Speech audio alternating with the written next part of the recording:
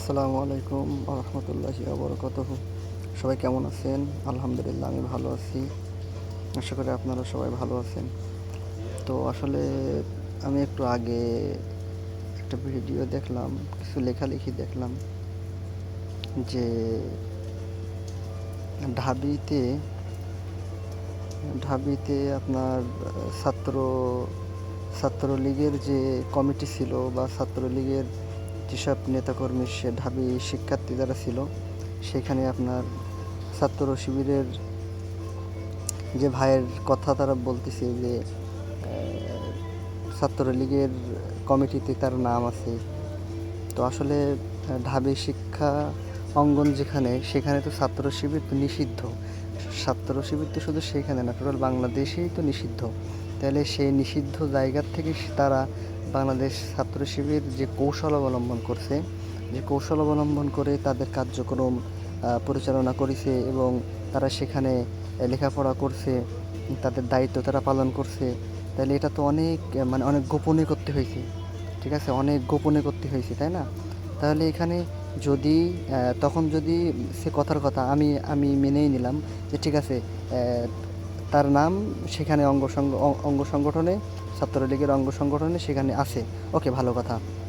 তাহলে এখন ছাত্র শিবিরের যে ভাইয়ের নামে মিথ্যা কথাটা বলা হচ্ছে বা এই কথাটা এখন হচ্ছে, তো তিনি যদি সেই সময় বলতো যে ঠিক আছে আমি তো ছাত্র শিবির করি, তাহলে তাকে তো পিটিয়ে মেরে ফেলতো।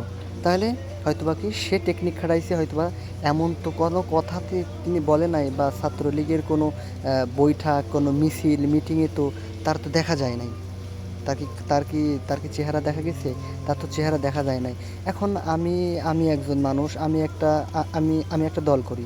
এখন আমার গ্রামে আওয়ামী লীগের বা আমার ইউনিয়নে আওয়ামী লীগের যে অঙ্গ সংগঠন আছে, তারা যদি আমার নামটা সেখানে লিখে দেয় যে এই ছেলেটা আমাদের অঙ্গ সংগঠনের লোক, তো লিখতে পারে, এটা তো আমি জানি না, এটা তো আমার কোনো দায়ভার না এখানে। এখন আপনারা যদি বলেন বিএনপি বা ছাত্র দলের ভাইয়েরা যদি আপনারা বলেন যে তাহলে ছাত্র ইয়া এই খুনি হাসিনা, ফ্যাসিস্ট হাসিনা যে অন্যায় অপকর্ম করেছে, তাহলে ছাত্র শিবির যখন তাদের দলে ছিল, তাহলে তারাও এই অপকর্মের সাথে জড়িত, সেই দায়ভার ছাত্র শিবির কেন নেবে না? এটা কেমন ধরনের কথা? এই কথাটা হয়েছে আপনাদের জ্ঞানের অভাব। এবং দুইটা অপশন আছে। একটা অপশন হচ্ছে হয় আপনাদের জ্ঞানের অভাব, আর তাই না হলে আপনাদের মনের ভিতরে হিংসুকের একটা মনোভাব। ঠিক আছে, আপনাদের মনের ভিতরে একটা হিংসুকের একটা মনোভাব সৃষ্টি হয়েছে। ঠিক আওয়ামী লীগ যেভাবে জামাত ইসলাম বিএনপিকে ঠেকানোর জন্য বিভিন্ন ধরনের তকমা লাগাইছে না, আপনারাও ঠিক তাদের পথে হাঁটতেছেন। কেন এগুলো আপনারা করবেন না?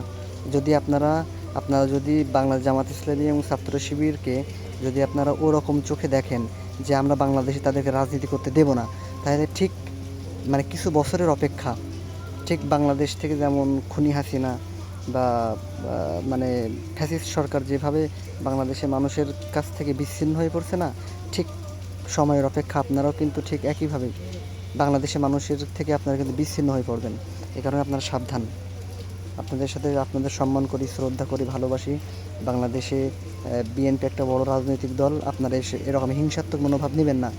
প্লিজ আপনাদের কাছে অনুরোধ করব, বাংলাদেশ জামাত ইসলামী ছাত্র শিবির যেভাবে তাদের কার্যক্রম চালাচ্ছে, আপনারাও আপনাদের জায়গা থেকে কার্যক্রম চালান। আপনাদের আদর্শ, নীতি, নৈতিকতা যদি ঠিক থাকে বা বাংলাদেশের মানুষের কাছে যদি আপনারা গ্রহণযোগ্যতা পান, আলহামদুলিল্লাহ, এখানে তো আমাদের কোনো আপত্তি নেই। আমরা তো বলছি না যে বিএনপি এটা করছে, বিএনপি সেটা করছে।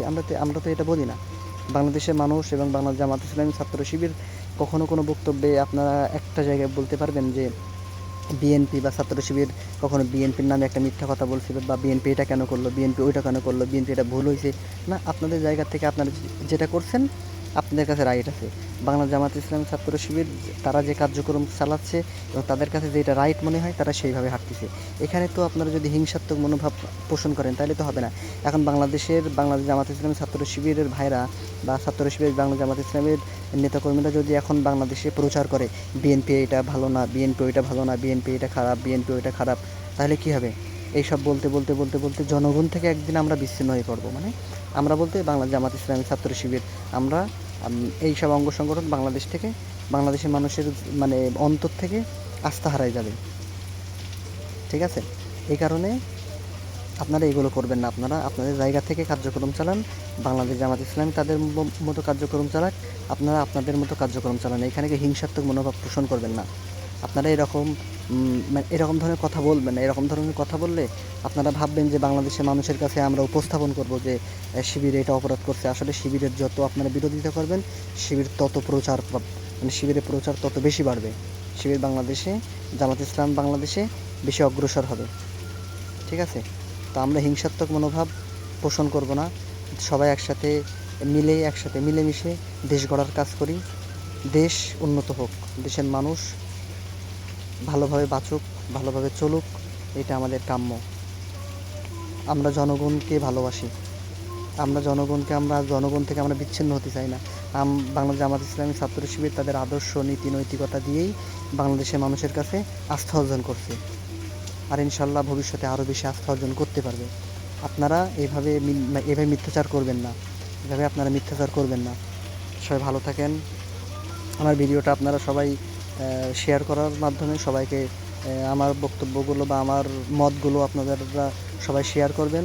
সবাই জানুক, শুনুক এবং আপনাদের মত আপনারা আমাকে কমেন্টে জানাবেন ইনশাল্লাহ। আল্লাহ হাফেজ। আসসালামু আলাইকুম।